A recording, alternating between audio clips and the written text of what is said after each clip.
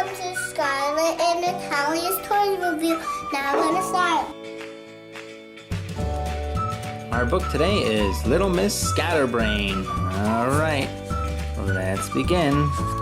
Little Miss Scatterbrain. Little Miss Scatterbrain was just a little bit forgetful. You could say that again. Little Miss Scatterbrain was just a little bit forgetful. She met Mr. Funny. "Hello, Miss Scatterbrain," he said. "Hello, Mr. Bump," she replied. That's not his name. He is Mr. Funny. She met Mr. Tickle. "Hello, Miss Scatterbrain," he said. "Hello, Mr. Strong," she replied. That's not Mr. Strong, that's Mr. Tickle. She met Mr. Happy. "Where are you off to?" he asked her. She thought and thought. "I bet you've forgotten, haven't you?" laughed Mr. Happy. Little Miss Scatterbrain looked at him. "Forgotten what?" she asked. That's Mr. Happy. Little Miss Scatterbrain lived in the middle of a forest in Buttercup Cottage. Everybody knew it was called Buttercup Cottage, except the owner. She kept forgetting. "I know," she thought to herself.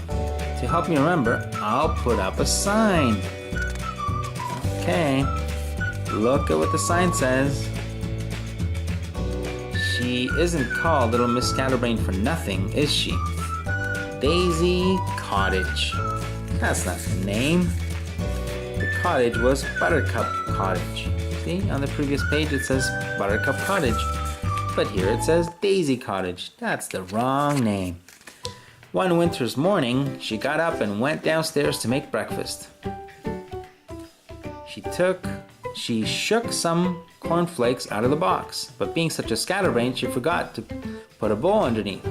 "Now where did I put the milk?" she asked herself. It took her 10 minutes to find it in the oven. After breakfast, she set off for town. Shopping. She went to the bank first. "Good morning, Miss Scatterbrain," smiled the bank manager. "What can I do for you?" Little Miss Scatterbrain looked at him. "I'd like some... money?" suggested the bank manager. "Sausages," replied Little Miss Scatterbrain. "Sausages," explained the manager, "but this isn't the butcher's, this is the bank." "Oh, silly me," laughed Little Miss Scatterbrain. "Of course it is. I was forgetting," she smiled. "I sometimes do, you know." "Really?" said the bank manager. "I'd like two, please," she said. The bank manager passed $2 over to the counter. Little Miss Scatterbrain looked at him. "What are these?" she said. "They don't look like two sausages to me." Eventually, the bank manager managed to explain, and off went Little Miss Scatterbrain to the butcher. "Phew," remarked the bank manager.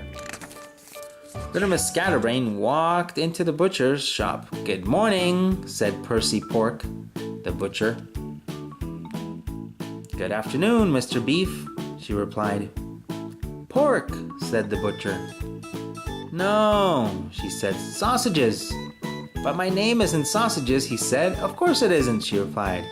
"That's what I'm here for." "Oh," said Percy, scratching his head. What do you suggest?" she asked. "Beef," he asked. "I thought you said your name was Pork." She said. Percy Pork sighed a deep sigh. "Call me Percy," he said. Eventually, after a little more confusion, Little Miss Scatterbrain managed to buy her 2 beef sausages. Percy Pork wrapped them up for her. "Looks like snow," she said, conversationally, looking out of the shop window.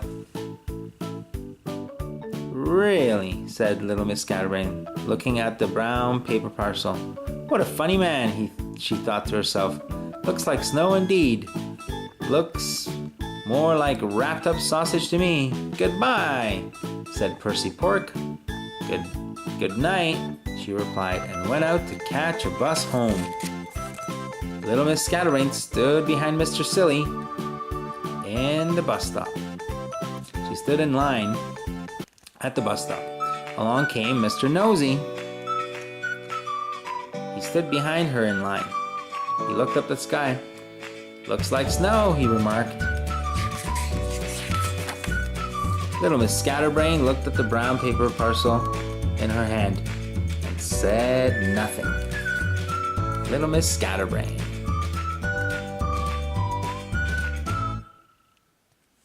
Please subscribe to our channel. Thumbs up. Bye. Bye.